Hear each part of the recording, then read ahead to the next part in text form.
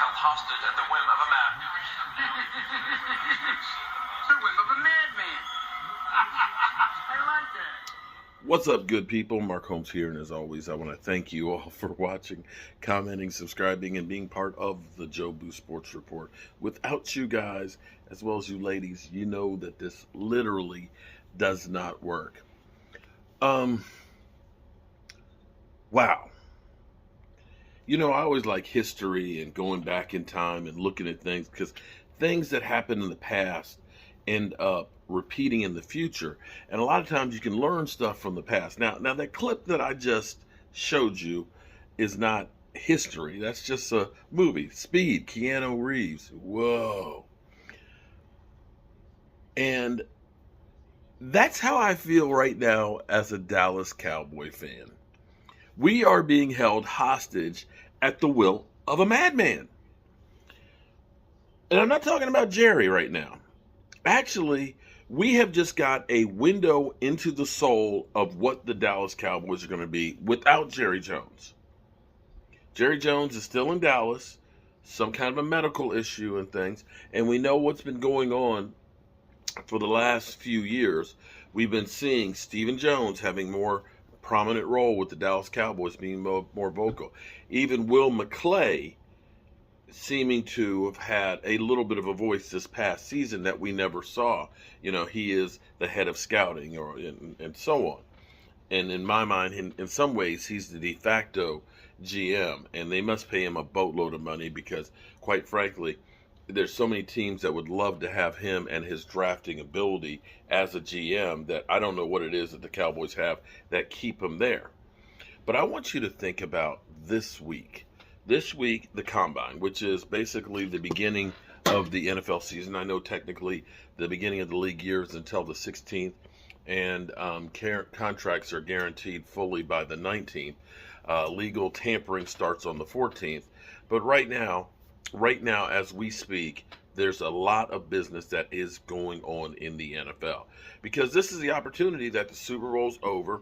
Everybody's there together in Indianapolis. And so they're talking, of course. You've already heard that the Washington football team has made a strong offer to Seattle to try and get Russell Wilson, which they were rebucked, of course, because who takes your first offer to begin with? You know, Seattle's going to wait around. And we know Seattle, they want a lot, okay? They wanted a number one for Earl Thomas. So you can imagine what they're going to want for Russell Wilson. And Washington is just desperate enough to go ahead and do whatever it takes to try and get somebody. But the problem with that situation is I don't know that Russell Wilson would waive his trade clause for it. But regardless of Washington Commanders away and their issues, I'm thinking about the Dallas Cowboys. And thinking about right now, the Cowboys are zeroing in on signing a contract long-term for Michael Gallup. I hate to say this, but it seems like long-term contracts for the Dallas Cowboys are the kiss of death. It seems like we get players that are playing great, they get the long-term contract, and all of a sudden they're not anywhere near where they were. I could look at DeMarcus Lawrence. DeMarcus Lawrence has gotten like $66 million over the last 3 seasons and has 14 sacks. He had 14.5 sacks 2 seasons before he got his deal. You understand that? In 3 years, 14 sacks. And has had a bunch of injuries. You can look at Zeke Elliott. Zeke Elliott was balling and paying a running back. I don't know that any running back will get another big deal again. I just honestly don't, because you can see not only with Zeke Elliott, you can look at my man Christian McCaffrey in Carolina, how bad he's been. And Barkley hasn't even had a chance to get paid. He's just still broke down before he even gets to a second contract. So for the Cowboys to have done what they did with Zeke Elliott, where we literally can't get rid of him, that literally it's a $30 million dead hit, is where you look at this and say, it's the Dallas Cowboys. And the bad thing about this is, you know, they make out, you know, Amari Cooper as the villain. You know, oh, we got to get rid of Amari Cooper because he's making too much money. Well, the reason he's making too much money is because of the deals that you guys made. Everybody else is the ones that are having the problems because of what you did.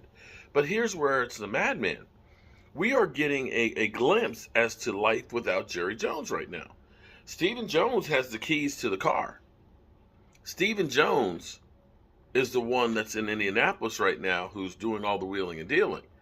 Stephen Jones is the one that's leading the re-signing of Michael Gallup and saying, "No, we're better off with Amari Cooper," even though Michael Gallup literally 2 weeks ago just had ACL surgery.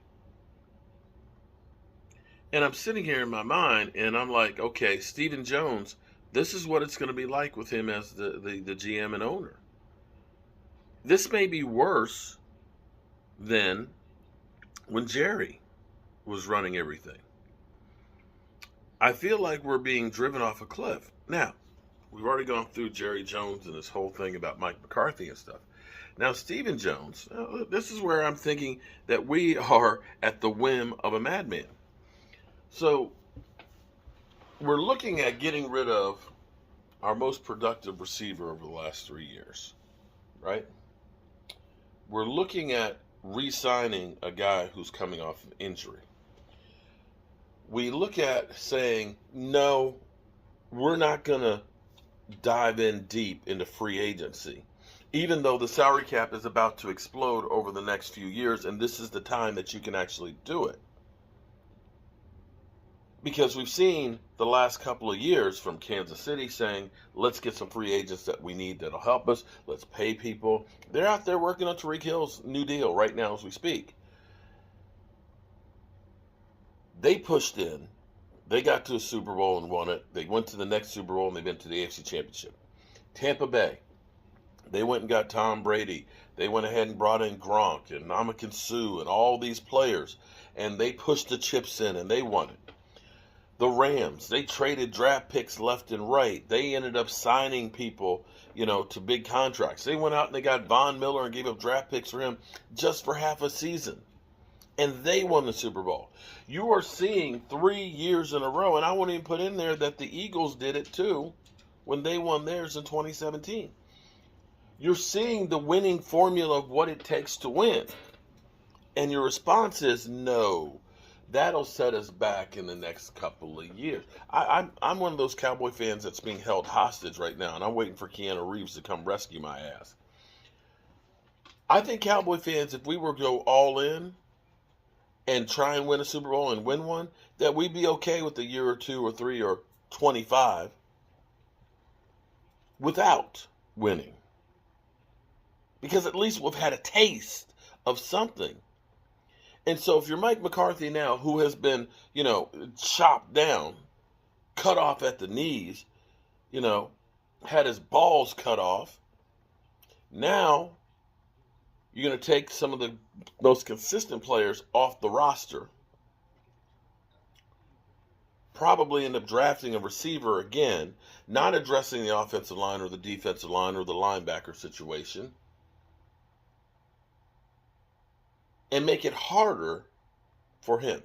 Because as we stand right now, you can't point to anything that is positive that this team has done. So our team wasn't good enough to go all the way this year. Now we're talking about losing player, but we're not going to go out and get any. Guys, this is enough to make me want to start drinking again. Because this is some dark days for the Dallas Cowboys.